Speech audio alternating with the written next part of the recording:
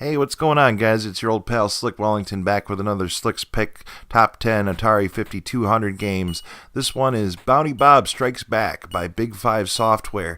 This was released in 1985 and it's a sequel to Big Five Software's game Miner 2049er. Now, the goal of both games is they are just kind of obviously 2D platformers.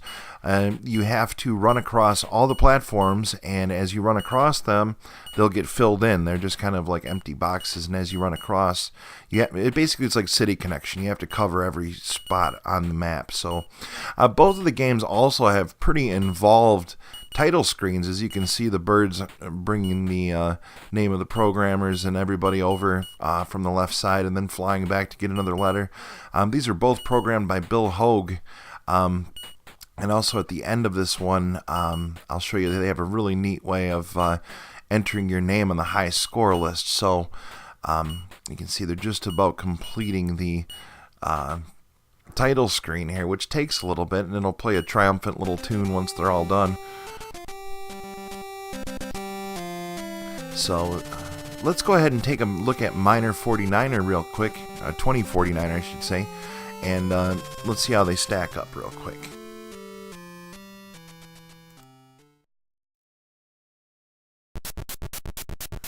Okay, so we can see here comes our old buddy Bounty Bob. Actually, this is his first appearance, and you can see as he runs across, Bill Hogue's got the words showing up behind him, and he does a lot of silly little jumping tricks.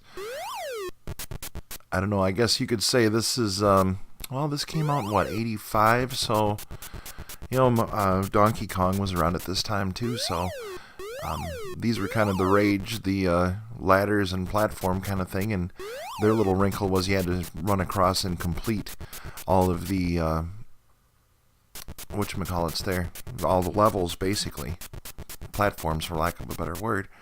So here we go, let's get into some gameplay here. You can see there, it looks like their phone number changed. Oh, and we're going to get into a little bit of Oh My Darling Clementine here real quick too before we get to the gameplay, so that's a nice little touch. Okay, so I've started playing a little bit here, and you can see I've got some of the stuff done. So basically you jump from platform to platform and you use the ladders, and you have to collect all these little items and see the items vary, you know, in cost and in shape too, but see, once you get them, then the little bad guys turn green and you can go ahead and kill them. So let me just speed up real quick and finish this level. You can see how my guy basically can just run to the end, and that's how you beat it. Now you get this nifty klaxon sounding noise, which is not jarring and all. There's level 2, but let me skip ahead here real quick. Okay, this is a later level. Now watch this. See, I'm most of the left side done. Oh, I didn't know I could jump down that far. And there's all the bad guys and all the spots are back. So they knew they had to fix that, so they've solved that in the update. Alright, well, let's jump right in here with our old buddy Bounty Bob. And you can see he's still wearing that same purple windbreaker like my aunt used to wear back in the 80s. But he's beating up some little creepy guys, whatever they are. So you can see this one has a much more complex layout just right from the beginning. And other than that, it's pretty much the same. You still got all the neat thing about this game, and why I never really played this as a kid. I just kind of found it as an adult playing it, trying out all the 5200 games on an emulator, and I really like it because there's a lot of variety of gameplay for a game of this generation. There's tons of those little things like slides, and here we go, here's level 2. You see you've got your little elevator thing there in the middle, and you've got to use that to make your way around. Remember, the jumping is kind of clunky, though. You don't have the Mario kind of control over the jumping, so you have to figure that in as part of the challenge of the game. So you can see you can jump from platform to platform pretty well, but you've got to be really careful not to jump too far. Okay, let me speed it up here because I want to show you guys what happens when you get killed on here, and I bump into that guy on the bottom level here in a second. So watch this, watch what happens. So I get taken out here.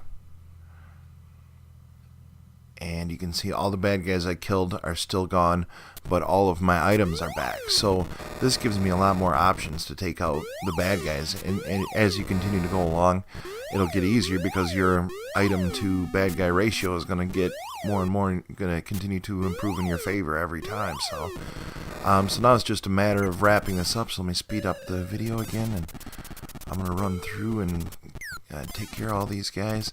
And see, you can jump up from below too. That's a nice little trick to do this. Basically though, this is one of those games, and I remember the game Rally Bike was kind of like that. I don't know if you remember that for the NES, but that was one of those games where you pretty much have to remember the course. You know, you have to figure out the way in which to do things. So I'm going to slow it down here again so we can enjoy the completion of this stage here with plenty of time left on the clock. You can see they're running down on my bonus score. I don't believe I got an extra guy. I don't know.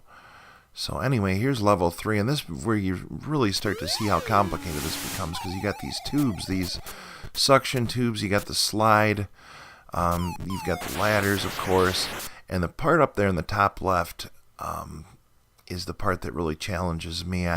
You've got to do that in the right order, but that right in the top middle there, how do you get to that bottom platform?